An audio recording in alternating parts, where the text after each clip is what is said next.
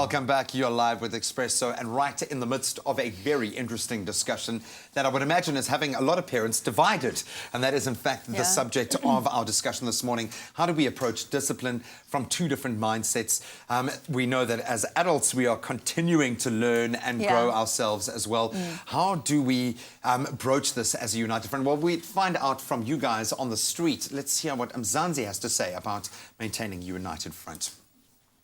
Of course, it's awful if children see their parents arguing or not having the same opinion about discipline. You have to talk it all apart from your children.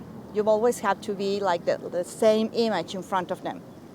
They shouldn't argue about which approach to choose in front of the child.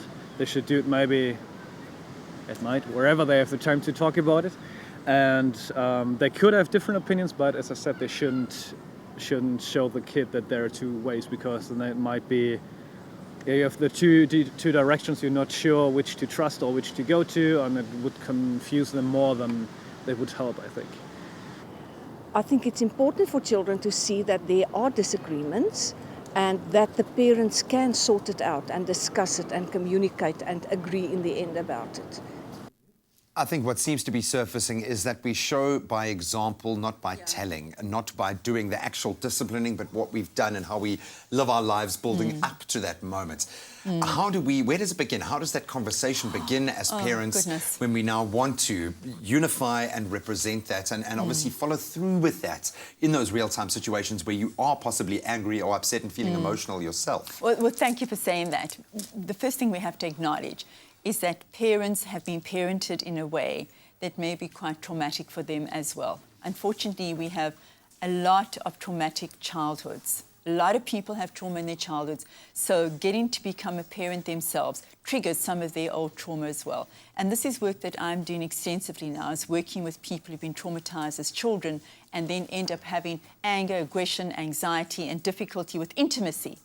So that's why my advice was you've got to take care of yourself. You have to be a well emotionally regulated parent yourself in order to deal with the incredible challenge of having children in front of you and taking care of them.